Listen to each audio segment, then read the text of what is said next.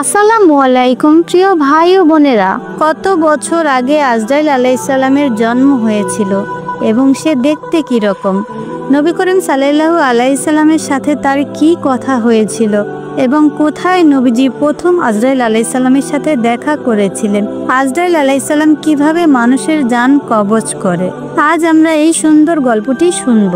যদি আমার চ্যানেলটি ভালো লেগে থাকে তাহলে অবশ্যই সাবস্ক্রাইব করে যাবেন।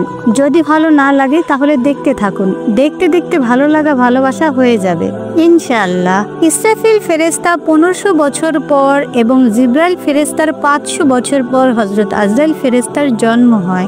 ইহার প্রকৃত নাম আজরাইল হলেও মালাকুল মউত নামে সকলের কাছে অধিক পরিচিত। হাদিস শরীফে উল্লেখিত আছে আজরাইল ফেরেশতার 4খানা ডানায় এবং প্রত্যেক ডানায় অসংখ্য পালক আছে। দুনিয়ার সৃষ্টি হতে কিয়ামত পর্যন্ত যত প্রাণী জন্মগ্রহণ করেছে এবং করবে, আজরাইল ফেরেশতা তার ঠিক তত সংখ্যক মাথা ও মুখ আছে। অবশ্য এসব মাথা ও মুখ তার পালকের অগ্রভাগে অবস্থিত, কিন্তু তার প্রধান মাথা একটি। এই প্রধান মাথার চারিদিকে 4টি মুখ আছে। তার শরীরের প্রত্যেক পালকে 2খানা করে হাত আছে। তিনি একই চক্ষু দ্বারা 2টি জীবের প্রতি দেখেন না, একই হাতে 2টি জীবের জান কবজ করেন না। প্রত্যেক জীবের জন্যই তার আলাদা হাত, আলাদা চক্ষু রয়েছে। কারো জান কবজ করার পর তার জন্য নির্দিষ্ট হাত ও চক্ষু অদৃশ্য হয়ে যায়। কোনো জীবের জন্মগ্রহণের সাথে সাথেই তার শরীরে একটি মাথা, একটি মুখ, একটি চক্ষু এবং 2খানা হাত হয়। এভাবেই প্রত্যেক দিন তার শরীরে অসংখ্য হাত ও মাথা হয় এবং অসংখ্য হাত ও মাথা অদৃশ্য হয়ে যায়। চতুর্থ আসমানে আজরাইল ফেরেশতার বিরাট সিংহাসন ও দপ্তর রয়েছে। ফেরেশতাদের মধ্যে আজরাইল ফেরেশতার সবচাইতে বড় এবং ভীষণ শক্তিশালী। আজরাইল ফেরেশতার ডান হাত পৃথিবীর পশ্চিম সীমান্ত পর্যন্ত এবং বাম হাত পৃথিবীর পূর্ব সীমান্ত পর্যন্ত বিস্তৃত আছে। তার এক পা পৃথিবীর উত্তর সীমান্ত পর্যন্ত এবং অপর পা পৃথিবীর দক্ষিণ সীমান্ত পর্যন্ত রয়েছে। আজরাইল আলাইহিস সালামের ডানে ও বামে অগণিত ফেরেশতা তার কাজে সাহায্যের জন্য রয়েছে। তিনি বিরাট আসমানে বিশাল বড় একটি সিংহাসনে বসেন এবং তার সামনে বিশাল বড় একটি টেবিল রাখা আছে। টেবিলের ওপর জগতের প্রত্যেকটি প্রাণীর নাম লিখে রাখা হয়েছে একটি বিশাল বড় ডায়েরিতে। ডায়েরিটা সবসময় উন্মুক্ত আছে। কোন দিনে, কোন মুহূর্তে, কোন স্থানে কিভাবে কার জান কবজ করতে হবে তা এই বিরাট ডায়েরিতে লিখে রাখা আছে। তার টেবিলখানা নূর দ্বারা তৈরি এবং 70,000 পায়া বিশিষ্ট। হযরত আজরাইল আলাইহিস সালামের দেহ এত বড় যে যদি সমুদ্রের সকল পানি তার মাথায় ঢেলে দেওয়া হয় তার এক ফোঁটা পানিও নিচে পড়বে না। সবই নিচে নামতে নামতে তার শরীরেই শুকিয়ে যাবে। যেমন আমাদের কারো মাথার উপর এক ফোঁটা পানি ফেলে দিলে তা সেখানেই শুকিয়ে যায়। হযরত রাসূলুল্লাহ সাল্লাল্লাহু আলাইহি সাল্লাম বলেছেন, সমস্ত পৃথিবী আজরাইল আলাইহিস সালামের কাছে এরকম মনে হয় যে কোনো একজন মানুষের সামনে যদি অনেকগুলো খাবার সাজিয়ে রাখা হয়, লোকটি তার ইচ্ছে মতো যে কোনো খাবার খেতে পারবে, এতে তার কোনো অসুবিধা হয় না। আজরাইল আলাইহিস সালাম সেরূপ একটি বিরাট পৃথিবী, যে কোনো প্রাণীর প্রাণ যে কোনো মুহূর্তে অতি সহজেই কবজ করতে পারে।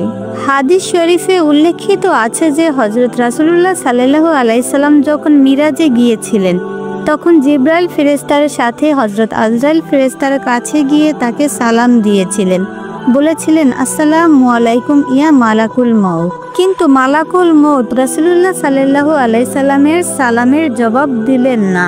আল্লাহ পাকের তরফ থেকে তৎক্ষণাৎ নির্দেশ এলো, হে আজরাইল, আমার প্রিয় হাবিবের সালামের জবাব দাও এবং তিনি যা জিজ্ঞেস করে তার প্রত্যেকটির সঠিক সঠিক উত্তর দাও।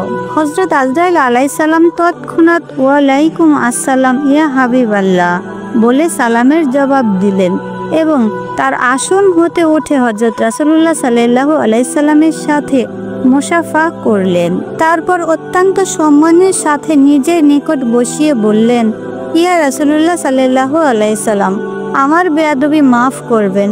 আমার জীবনে আমি আজ পর্যন্ত কারো সালামের জবাব দেওয়ার মতো অবসর পাইনি।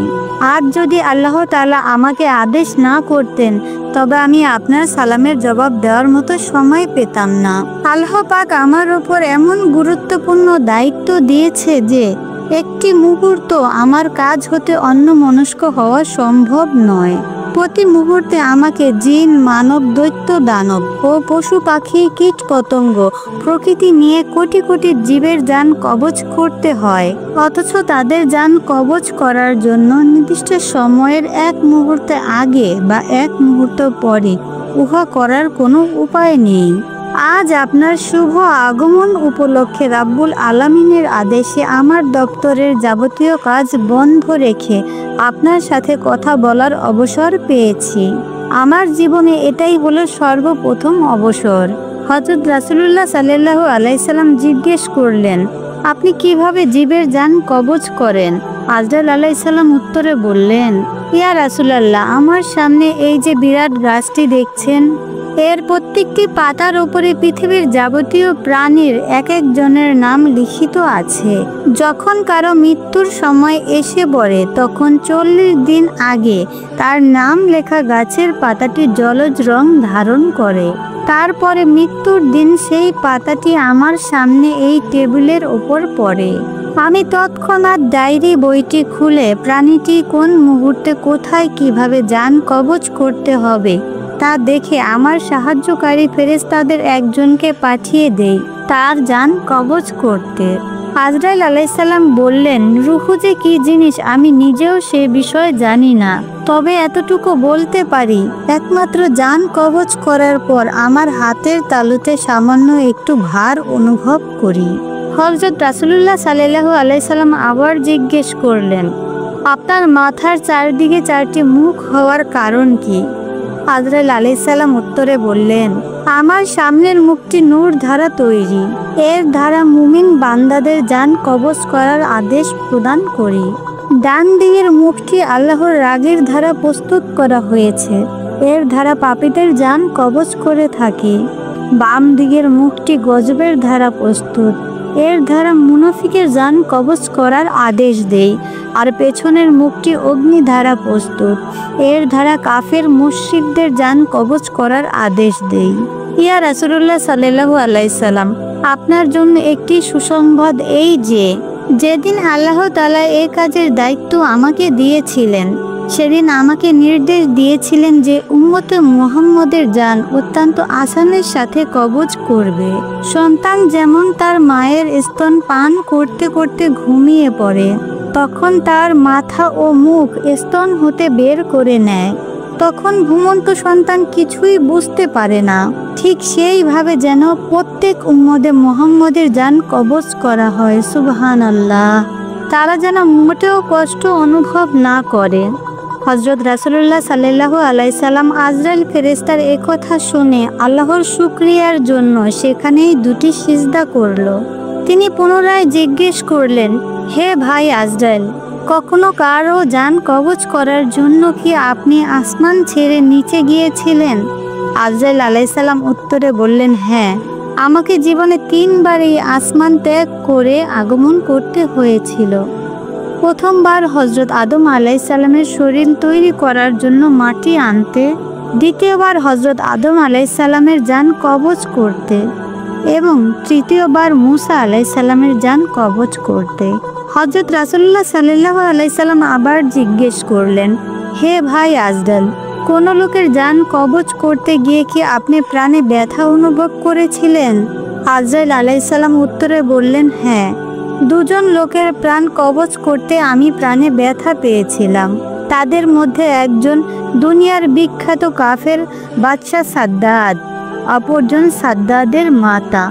অন্য একটি হাদিসে আছে রাসূল সাল্লাল্লাহু আলাইহি সাল্লাম বলেছেন যে আল্লাহ তাআলা আরশের নিচে একটি বিরাট গাছ সৃষ্টি করেছেন।